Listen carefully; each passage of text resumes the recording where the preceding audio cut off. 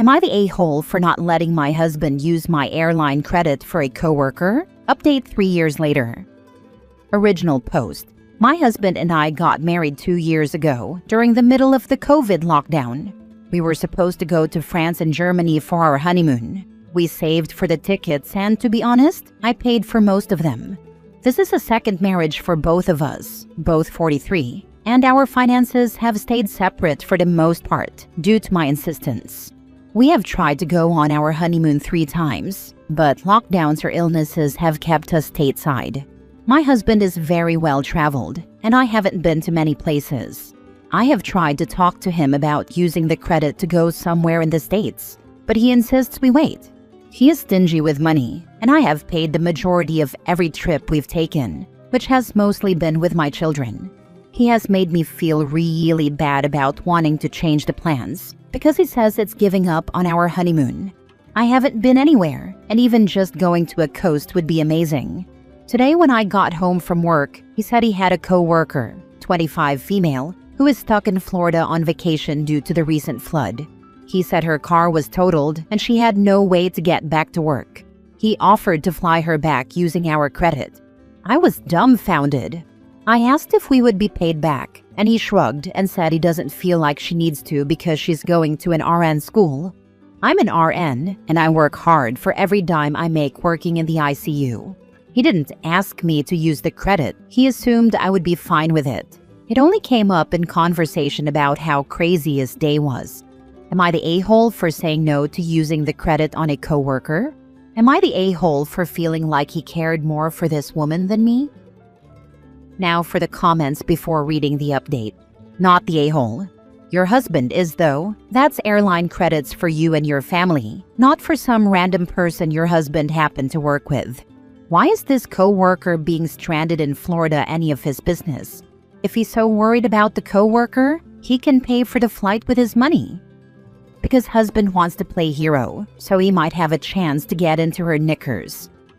Not the a-hole, but I'd be leery about him not wanting to go anywhere with you and suddenly wanting to give some random 25-year-old chick your honeymoon credit? Right, I'm so mad on OP's behalf. The trust would be gone in an instant. Wow, not the a-hole, but this sounds suspicious as heck. He wants to use your credit, that you mostly paid for, to help a coworker? Look, I'm friends with a lot of my coworkers, and if they totaled their car in another state, I'd tell them to call their insurance, although they're adults and wouldn't need that advice. How did he find out about this? Were people at his work talking about it and he decided to swoop in as the hero? Or did she call him? Either way, highly sus OP. Highly sus. This 100%. Why isn't she calling a family member instead of a coworker? And she's a student too. I would be highly suspicious as to why she thought of him to help her. Right, it is not normal for a 46-year-old married man to propose using airline credits that are from a postponed honeymoon he's supposed to take with his wife for a stranded coworker, who just happens to be female and 25. Red flags. Now for the update 3 years later. Just logged into an old computer and found this account that I no longer use. I had completely forgotten about it and honestly have only a vague recollection of posting it due to circumstances I will get into. The marriage ended right after this. It looks like this is almost 3 years old, and I would be away from this man for 3 years in July 2025. This was one of the last arguments we had. He told me I was very uncaring about this stranger in Florida, and that if I were a nice person, money would be no object to help her. He then strangled me to the ground, and I passed out. By this point in the marriage, I handed him my phone when I got home from work, and he would give it back to me when I left for work. I tried to leave several times. Each time I came back. When I wrote this post, I was downloading the audiobook Why Does He Do That? By Lundy Bancroft, and then deleting it each evening before I handed my phone to him. This book saved my life. It gave me the courage to try to get away and to understand that he wasn't going to change. He had choked me several times and was physically abusive. By this point in our marriage, I had glass in my foot and had lost half my hearing from a busted eardrum in my right ear. About a week after this post, I went to get the mail, something I was not allowed to do, but something told me I needed to. In the mailbox was a $35,000 check from my aunt's inheritance. I stuffed it in my panties, and it stayed there until the next day. I slowly gathered my dog, purse, and documents for an opportunity to leave. He had to leave for 2 hours for work, and I called my daughter and she came to pick me up. I didn't even have shoes on. I was so anxious. That was July 1st, 2022. I'll spare you all the work it took to get to where I am today, but I will say that my life is good. My life is joyous. My life is safe and peaceful. I'm officially divorced. It took 2 years of him kicking and screaming to get there. He has yet to pay me a dime for the house that I bought, and I don't expect to see it, as he is in contempt. Thank you so much for the advice you gave me that day. I am not sure if he was having an affair with that woman or not. Most likely, he was getting to the point where he was. All evidence points to that. I don't care though. I was so far gone that I don't even remember the post. It was like complaining about the smell of smoke when your whole house is on fire. Thank you again for being so gentle with me. To the woman who told me to use the credit and go to the coast, a year ago, I did. I took one of my daughters, and we went to Oregon and Washington. We hiked, we sunbathed on the beach, we rock-hounded. We did all the things. I don't have any ambition to go to Paris or Germany anymore. It was never my dream. Again, thank you so much for all the support you gave me 3 years ago. I suggest you talk to a lawyer and see if you can sue him for the house and force a sale with you getting the money and or garnish his income or seize his car to pay you back for it. A lawyer that will take a % of what you receive, no cash up front to you. Work only through a lawyer, so he never knows where you live. I have been doing this. The wheels of justice are slow. The amount has been awarded to me. Now he is in contempt. We went to mediation and it was agreed he wanted to stay and to pay me what I paid in and the down payment which I paid for. He then never paid. In my state, if one wants to stay, they get to stay, but pay the other person out. Now he is in contempt for never paying me. He is now not paying the mortgage either. I'm on the deed, so nothing can happen without me knowing. We go to court this summer. He will most likely be ordered to sell the house. Also, when I went to get my things awarded to me, he met me and 5 others to help me move and stay safe. He tried to lock me inside the storage unit when he got mad. That was a year ago. Since then, I don't deal with him at all, but have my lawyer deal with it. He tried to lock you in a storage unit in front of the 5 witnesses you brought. The man is unhinged, so proud of you for getting out. My friends, 2 of them were his friends too, and are no longer, jumped on him to stop him from locking the door with me in it. He then got in his truck and sped off swerving to try to hit me. Since he did this in front of people, he was charged with attempted assault and battery with a vehicle. He has abused 3 women in his life. He was 46 when it finally caught up with him.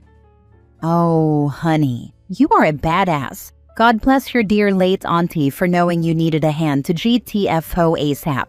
Take care. When on the vacation, I had a small moment for her. We were not close. I sent her a card for her birthday and Christmas and sent her letters, and she would respond with a letter.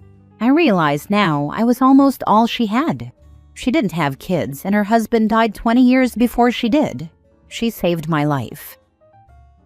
Next story. Am I the a-hole for refusing to meet my bio mother's husband and kids and saying no to any kind of relationship or contact with them?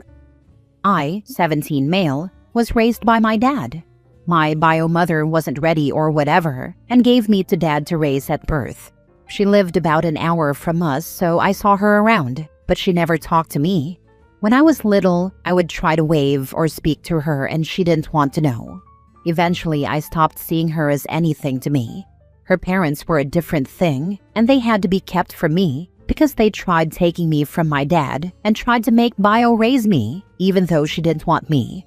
Dad did everything he could to shield me from that stuff, but I ended up speaking to different court people when I was 6 because of the fight my bio grandparents put up. Through all that, my dad was amazing. I guess sometime in the last 3 or 4 years, my bio mother has gotten married and she had kids with her husband. She reached out to dad a few months ago and told him she wanted to see me. Dad talked to me, and I didn't want to see her, so he told her no. But she got a lawyer involved, and Dad's lawyer and her lawyer were communicating, and she made the threat through her lawyer that she would sue for custody or visitation if Dad didn't comply with making me talk to her. I told Dad to agree. I didn't want to go to court. I didn't want a therapist getting involved. I have zero interest in a relationship with her, and I knew that would potentially be pushed for until I'm 18, so I agreed to meet with her, and it was awful. She told me about her husband and kids, and how she felt it would be good for me to meet them and have a relationship with them. I turned her down and said it would never happen. That was the end of us talking. But she's pressed Dad on it through the lawyers, and she's prepared to go to court and pay a crap ton of money for this to happen. I don't care if her kids are related to me through blood. I will die saying I am an only child, and they will never be siblings in my eyes. So I reached out and said, if she pushed that, she would have to explain to her kids why their brother is so disinterested in them, and why he's never happy to see them, and makes no effort to be in their lives. I told her I'll be 18 sooner than she realizes, and she can't make me hang around. And I told her I don't care if her kids get hurt. I told her she'll be left to pick up the pieces with her husband. Her husband raged at Dad after everything happened.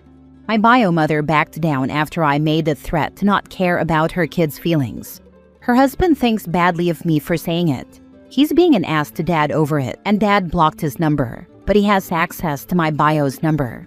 Dad doesn't block her because he likes being prepared for her dragging the lawyers into it. The whole thing's a mess. And I don't feel guilty about it because of this random guy or these random kids.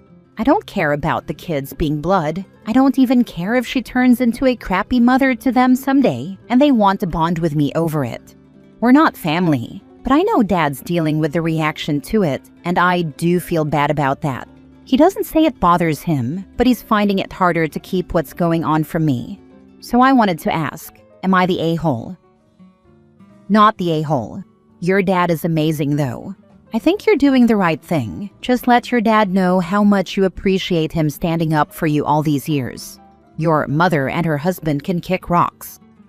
I let him know I love and appreciate him whenever I can.